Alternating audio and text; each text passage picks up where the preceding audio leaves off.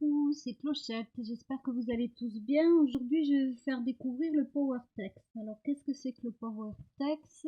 C'est un mélange, en fait, il y en a du tout prêt, donc best form.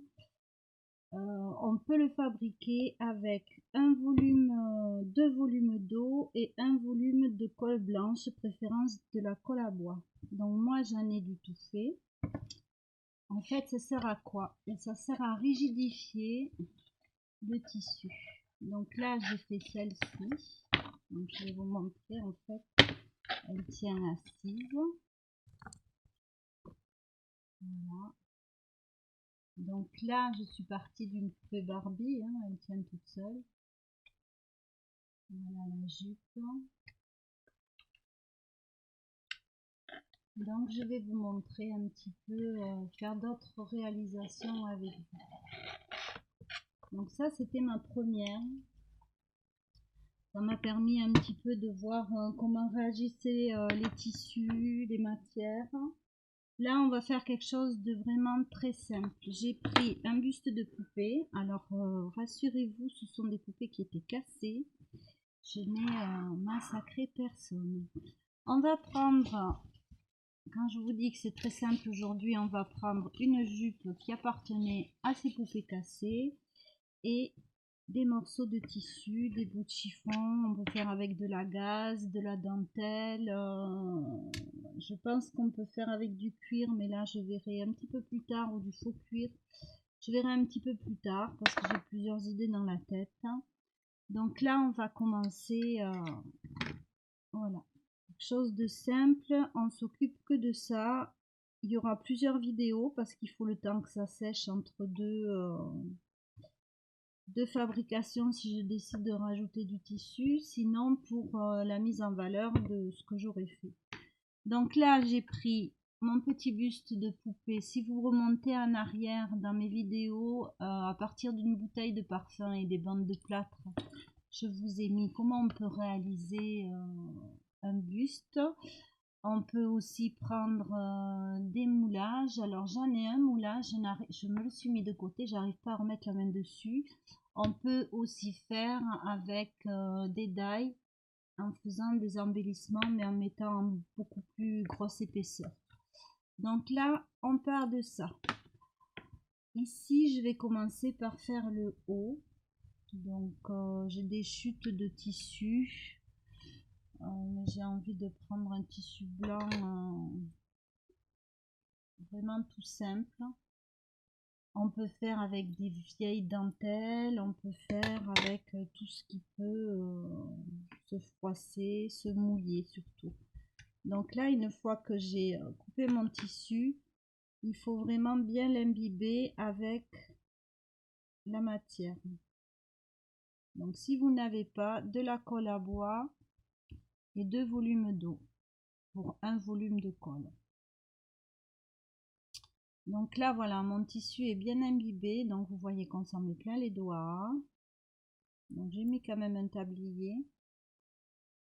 Et le fait qu'il soit souple permet alors soit de faire des drapés, des plissés, soit de faire quelque chose de plus rigide. Non, moi j'ai pas coupé assez large pour ce que je voulais faire évidemment.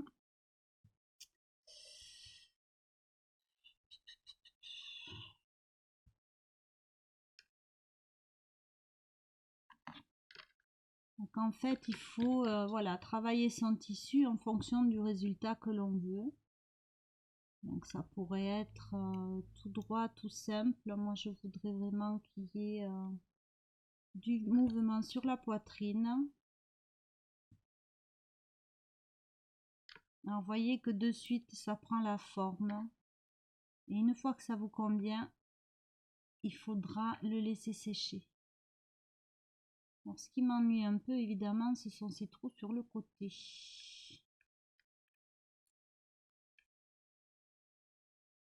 Donc là, je voudrais un pli de chaque côté. Voilà, comme sur les coutures.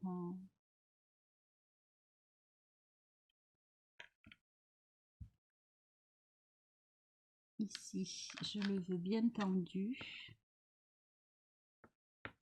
Voilà. Et là, je veux ce mouvement-là. Donc là, ça me convient. Reste à savoir comment je vais travailler derrière. Donc sur le buste, j'ai passé du gesso.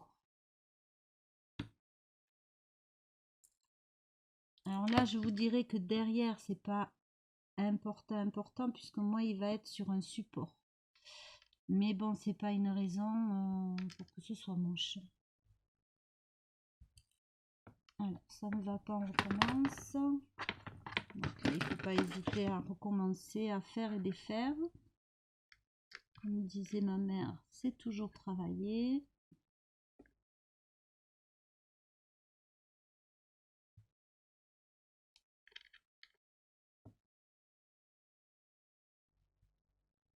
Donc évidemment, c'est pas évident de retrouver exactement, quand on a trouvé ce qui nous plaisait, de refaire exactement la même chose. Là, il faut, voilà, il faut chercher quel mouvement vous voulez donner à votre tissu, quel résultat vous voulez avoir. Alors évidemment, moi, comme ça me plaisait ce que j'ai fait tout à l'heure, là, je suis plus dans ça me plaît.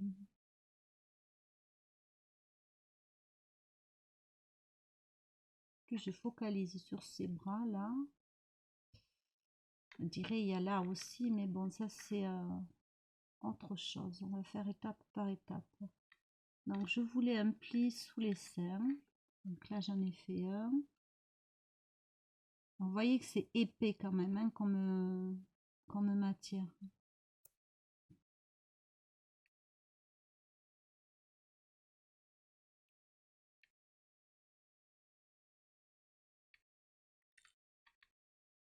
Bon, mon bustier, de toute façon, je vais le faire passer sous les bras.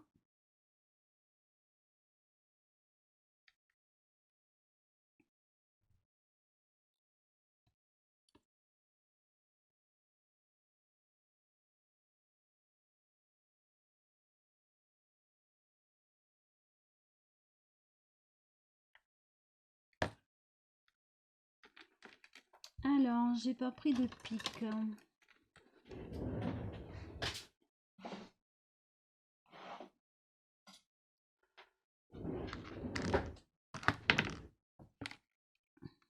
Alors là, j'ai une saleté qu'à coller. Je sais pas ce que c'est. De toute façon, après, je vais à nouveau, une fois que ça sera sec, je vais tout repasser avec du gesso.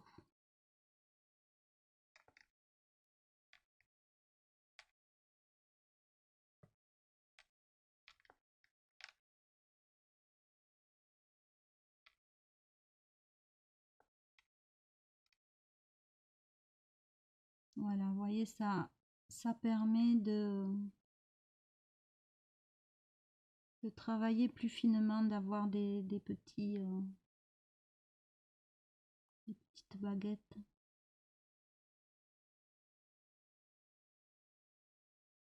Donc là, je veux que ce soit très apprêté.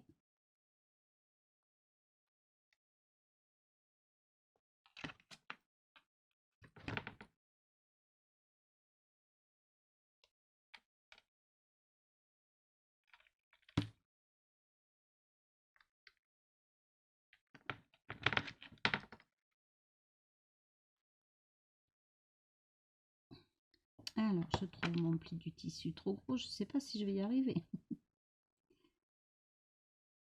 Ce n'est que la deuxième fois que je me sers de cette matière.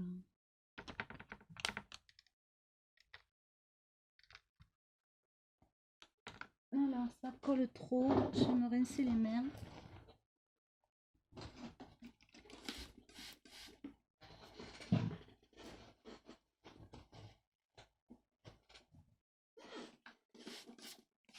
Je vais humidifier parce que bon, avec le chauffage et puis mon manque de rapidité, hein, tout simplement, c'est plus, ça sèche trop vite pour moi.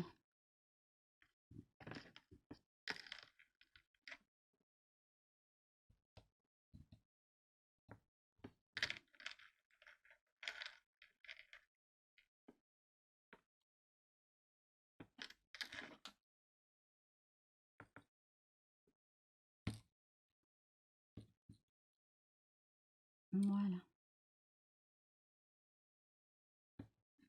Donc ici, j'ai trop de tissu, j'enlève.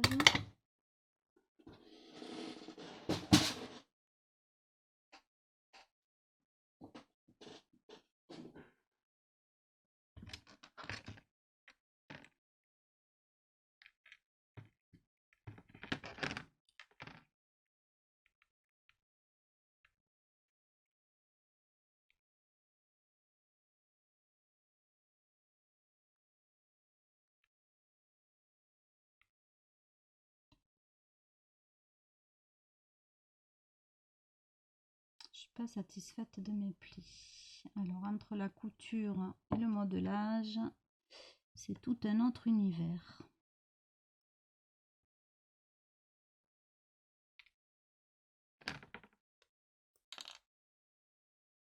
Voilà.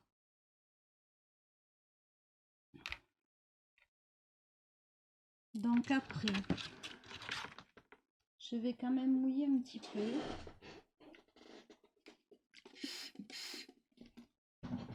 Alors là, c'est pas moi qui l'ai fabriqué, hein, c'est acheté. Et je vais prendre cette jupe qui était toute faite. Donc ça, c'est vraiment aussi pour me familiariser au produit, à différentes matières aussi. Donc je le répète, ce ne sont pas des poupées que j'ai massacrées, ce sont des poupées cassées. Après moi, j'ai aucune nostalgie parce que je n'ai jamais eu de Barbie. J'ai eu une poupée Bella Tracy, les Barbie existaient, mais moi j'avais des Bella. J'ai vu qu'il y avait une super vente aux enchères. Bon, voilà. Moi je fais autre chose avec les poupées. Donc là, mon tissu, bien sûr, va rester rose, mais c'est pas... ça m'est égal. On viendra le passer au gesso pour travailler la couleur. Donc là, ben, de toute façon, c'est ajusté. Donc, on a juste à lui mettre son jupon. Et ce qui va m'intéresser là, c'est de travailler les plis.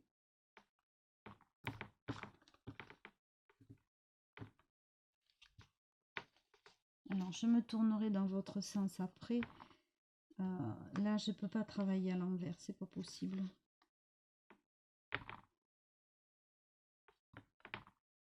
Donc là, je suis sur un support plastique, mais je vais quand même me méfier et mettre un papier cuisson pour pas que ça adhère. Après, ça se nettoiera très bien avec une brosse et de l'eau chaude. Ce n'est bien sûr un plateau qui ne me sert que pour les travaux manuels. Donc là, en fait, cette matière, elle est hyper souple. Un peu trop à mon goût, mais bon.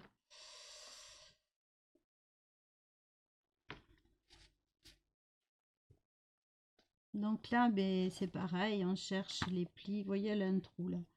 On cherche les plis, on cherche ce qu'on veut faire, le résultat qui plaît. Mais je ferai d'autres créations sans partir d'une jupe toute faite.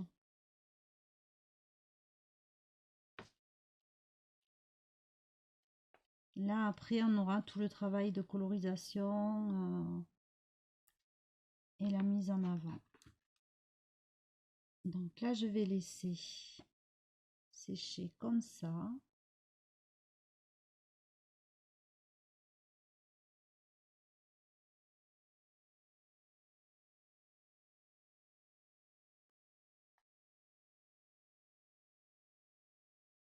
Je pense même qu'on fera avec des rajouts en mix média.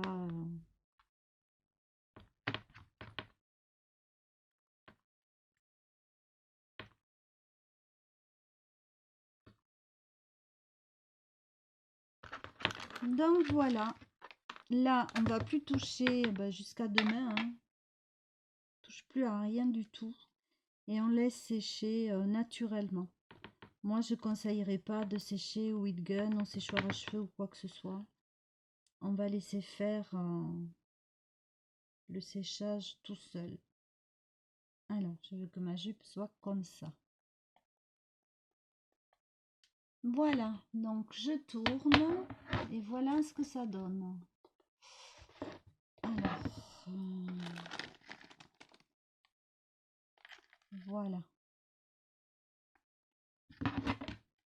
Donc, je vous dis à la prochaine vidéo pour la suite des aventures PowerTex et je vous fais plein de bisous.